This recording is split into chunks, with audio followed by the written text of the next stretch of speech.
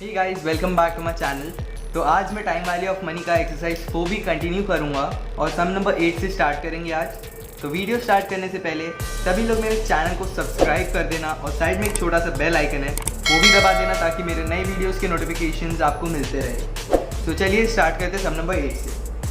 सम number 8 में दिया है the useful life of a machine is estimated to be 10 years and cost ₹10,000। So हमें यहाँ अभी तक दिया है कि n मतलब नंबर ऑफ ईयर्स है 10, उसका कॉस्ट है मतलब कॉस्ट प्राइस हो गया ₹10,000। आगे बोला है rate of depreciation is 10%, so i का हो गया वैल्यू 10%।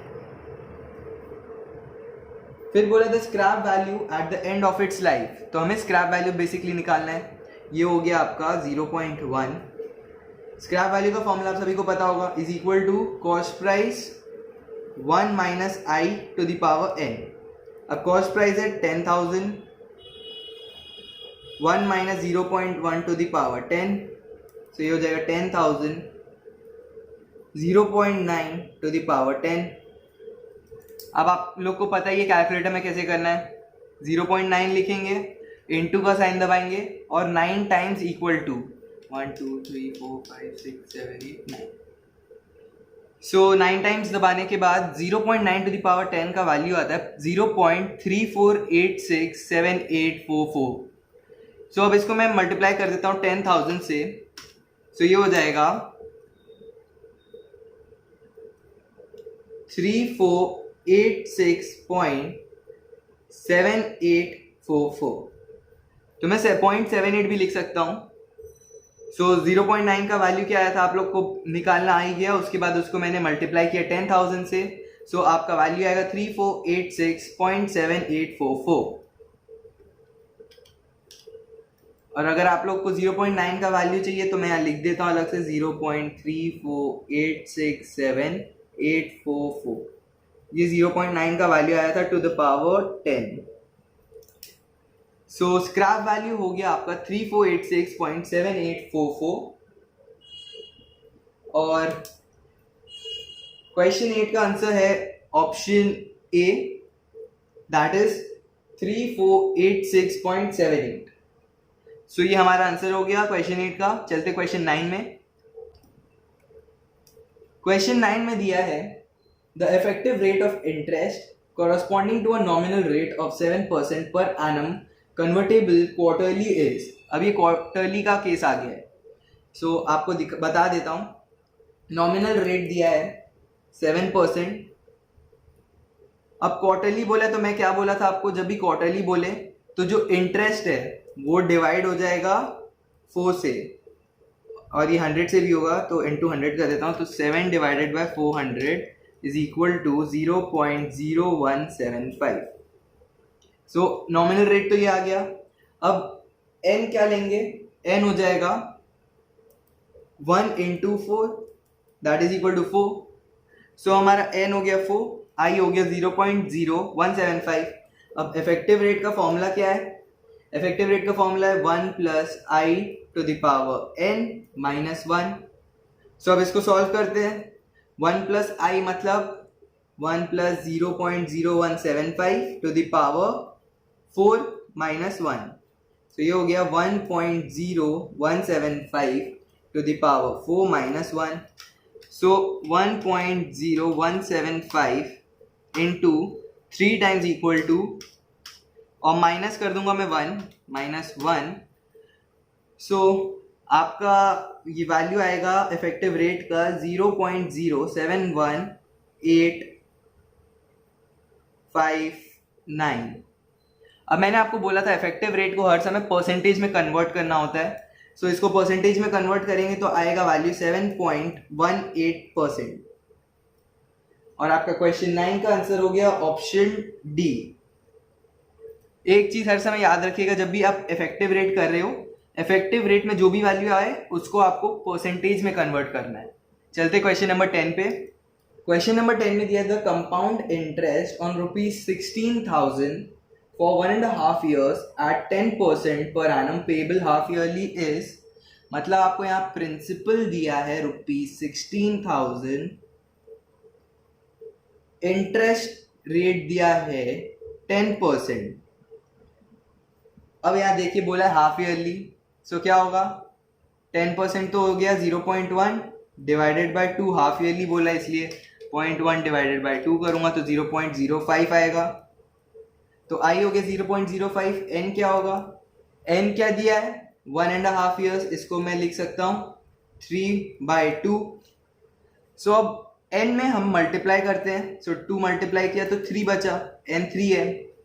अब आपको पता ही है कंपाउंड इंटरेस्ट का फॉर्मूला क्या होता है, compound interest is equal to p 1 plus i to the power n minus 1। बस अब वैल्यूज डाल देना है, 16,000 1 plus 0.05 to the power 3 minus 1, 16,000 1.05 to the power 3 minus 1, 1.05 into 2 times equal to, minus भी 1 कर रहा हूँ यहाँ पे डायरेक्टली, सो 16,000 मल्टीप्लाइड बाय 0.157625। अब मैं इसको मल्टीप्लाई कर देता हूँ, क्या आएगा, ये हो जाता है 2522 रुपीज। सो आपका कंपाउंड इंटरेस्ट का वैल्यू आ गया 2522, जो है ऑप्शन बी। इन सब सम्स में बेसिकली आपका बस आई और एन का वैल्यू सही होना चाहिए और आपको बस फॉर्मूला पता होना चाहिए जिससे कि आप उसका वैल्यू निकाल सके जो भी दिया हो ढूंढने। सो हमारा ये आंसर निकल गया कंपाउंड इंटरेस्ट का जो है 2522, ऑप्शन बी। चलते हैं क्वेश्चन 11 पे। क्वेश्चन 11 में दिया है the compound interest on 40,000 at 10% per annum for 1 year when the interest is payable quarterly is। अब क्वार्टरली का केस हो गया, कर लेते हैं इसको भी। प्रिंसिपल है ₹40,000, इंटरेस्ट है 10%, दैट इज इक्वल टू 0.1। अब क्वार्टरली बोले तो डिवाइडेड बाय 4 हो जाएगा, सो 0.1 डिवाइडेड बाय 4 होता है 0.025। एन दिया है 1 ईयर, मल्टीप्लाई बाय 4 हो जाएगा तो 4। ये आपको समझ में आ गया होगा। सो कंपाउंड इंटरेस्ट क्या होगा, is equal to p 1 plus i to the power n minus 1। जितना फॉर्मूला लिखेंगे ना उतना आपको अच्छे से याद होते रहेगा। सो ये हो गया 40,000 1 plus 0.025 to the power 4 minus 1, 40,000 1.025 to the power 4 minus 1, so 1.025 into 3 times equal to, अब माइनस 1 भी कर दूंगा, सो ये आता है 40,000 multiplied by 0.10381289 which is equal to, अब इसको मल्टीप्लाई कर दूंगा 40,000 से, सो आपका वैल्यू आएगा 4152.51, ये ₹4152.51 आपका आंसर आ रहा है। अगर आपको इसके आगे का डेसिमल्स बता देता हूँ, ये था 56248, पर आपका क्वेश्चन में जो ऑप्शंस दिया है उसमें 4152.51 है, सो हम लिख सकते हैं इसको 4152.51 जो है option C. So question number 11 भी सॉल्व हो गया। चलते हैं क्वेश्चन 12 पे। क्वेश्चन नंबर 12 में दिया है the difference between S I and C I on 2,400 for 2 years at 5% per annum is.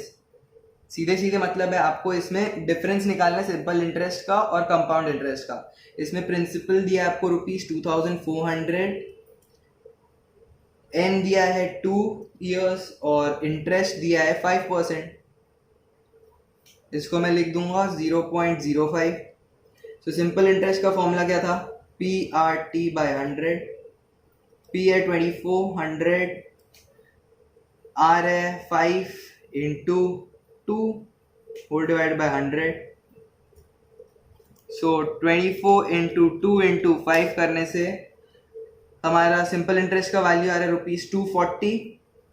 Compound interest कर लेते हैं। अब कंपाउंड इंटरेस्ट का फॉर्मूला क्या था, P 1 plus i to the power n minus 1 so ये क्या हो जाएगा, P है 2400, 1 प्लस 0.05 मतलब 1.05 टू द पावर 2 माइनस 1, सो 2400, इसको सॉल्व करते 1.05 इंटू 1.05 माइनस 1, सो ये हो जाएगा 0.1025। अब इसको मल्टीप्लाई कर दूंगा 2400 से, सो आपका कंपाउंड इंटरेस्ट का वैल्यू आ रहा है ₹246।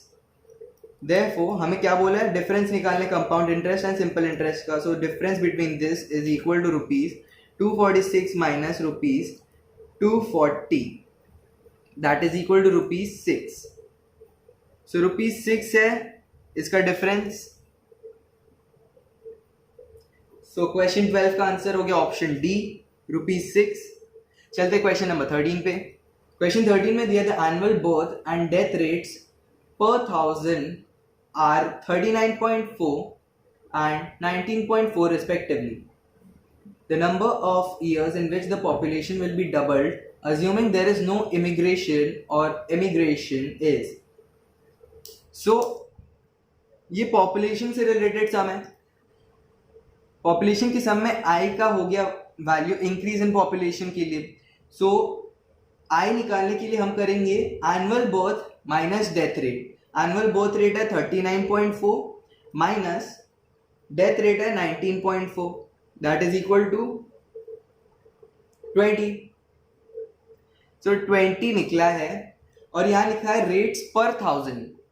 हम लोग 100 के बेसिस पे निकाल रहे थे ना तब से, मतलब परसेंटेज था 5%, पर यहाँ दिए रेट्स पर 1000। सो ये जो डिवाइड होगा, हम जब डिवाइड करते थे 100 से तो ये आता 0.2, पर अभी हम डिवाइड करेंगे 1000 से। तो 1000 से डिवाइड करने से हम लोग का आई का रेट आ जाएगा 0.02। अब यहाँ मैं अज्यूम कर लेता हूँ initial population as 100, final population as 200। So A equal to P 1 plus i to the power n। इस फॉर्मूला में मैं ये सब वैल्यूज डाल दूंगा तो n का वैल्यू निकल जाएगा। डालते हैं, A है 200, P है 100, I है 0.02, n निकालना है हमें।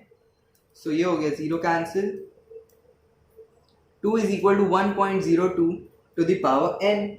अब n में हमें वैल्यूज डालना है और जिस वैल्यू में सबसे क्लोजेस्ट टू 2 आएगा वो हमारा आंसर होगा। यहाँ मैं आपको बता देता हूँ n में जो ऑप्शंस में हमें ईयर्स दिए वो डाल के भी हम जल्दी कर सकते हैं, हमें कैलकुलेट करने की जरूरत नहीं होगी 1 2 3 ऐसे करके। हमें जैसे क्वेश्चंस में दिया है ऑप्शन A B C, इसमें दिया है 35 30 एंड 25। सो ये तीनों हम लोग n में वैल्यू डाल के देख लेते हैं कि किस में क्लोजेस्ट टू 2 आ रहा है। सो 1.02 इंटू, पहले मैं सबसे कम वाला लेता हूँ 25। सो इक्वल्स टू को 24 बार करेंगे, 1 2 3 4 5 6 7 8 9 10 11 12 13 14 15 16 17 18 19 20। सो 24 टाइम्स करने से मतलब 1.02 टू द पावर n में 25 डालने से 25 हमारा आता है 1.64। तो ये क्लोजेस्ट टू 2 नहीं है, सो मैं 30 करता हूँ, मतलब 5 टाइम्स और 1 2 3 4 5। सो 5 टाइम्स और मतलब 30 करने से 1.811 ऐसे आ रहा है। सो अब 35 ले लेता हूँ, सो और 5 टाइम्स 1 2 3 4 5। सो अब 35 में आप देखेंगे 1.999 आएगा और ये क्लोजेस्ट टू 2 है। इसको राउंड करूंगा, राउंड फिगर तो 2 आता है। सो हम यहाँ लिख सकते हैं 2 is equal to 1.02 to the power 35, मतलब n का वैल्यू हो गया 35 ईयर्स। सो आपका क्वेश्चन 13 का आंसर है ऑप्शन ए 35 ईयर्स। जब भी आपको n निकालना हो, आप क्वेश्चन में जो ऑप्शंस दिया है उसके थ्रू भी आप निकाल सकते हैं, उससे बहुत जल्दी निकल जाएगा आपका आंसर। सो इस क्वेश्चन में बस इतना ही था, आपको आई निकालना था। आई निकलेगा annual birth rate minus death rate करके, जो आता है 2 पर 1000, क्योंकि हमें दिया है क्वेश्चन में death and annual birth rates पर 1000, इसलिए हमने इसको डिवाइड किया है 1000 से। सो हमारा आई निकल गया 0.02। यहाँ मैंने अज्यूम किया इनिशियल पॉपुलेशन 100, फाइनल 200 इस बेसिक फॉर्मूला में डाला इसको वैल्यूज, तो हमारा एक इक्वेशन आ गया ऐसा। अब इसमें मैंने डाल दिया n का वैल्यू जो ऑप्शंस में दिया था 25 में ये आया, 30 पे ये आया और 35 में क्लोजेस्ट टू 2 आया। सो हमारा आंसर हो गया n is equal to 35 years, जो है ऑप्शन ए। अब चलते हैं क्वेश्चन 14 पे। क्वेश्चन नंबर 14 में क्या दिया देख लेते हैं। The compound interest on ₹4,000 for 6 months at 12% per annum payable quarterly is. बहुत ही ईजी सम है, बहुत बार कर लिया हम लोग। ये प्रिंसिपल दिया है ₹4,000, एन दिया है 6 months,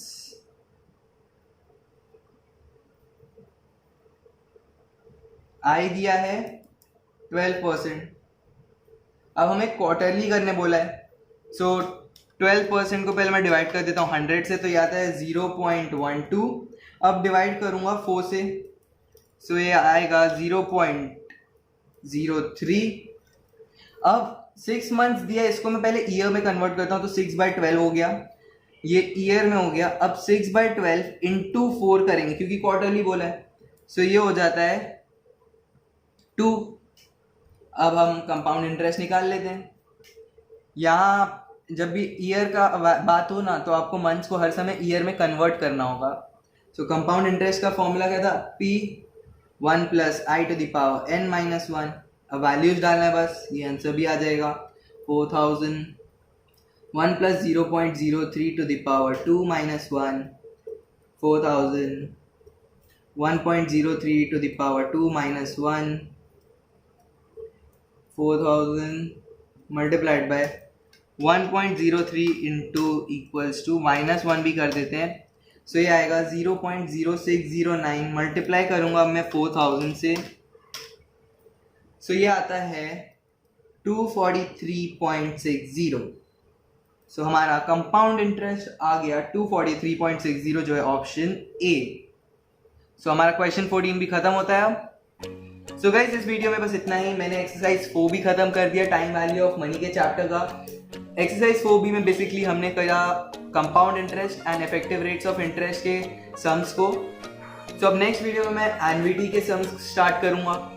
अगर आपको ये वीडियो अच्छी लगी तो लाइक करिएगा, वीडियो को शेयर कीजिएगा और मेरे चैनल को सब्सक्राइब कीजिएगा। सो अगले वीडियो में मैं एन्युटी के सम्स को स्टार्ट करूंगा। तो मिलता हूँ आप सभी से अगले वीडियो में।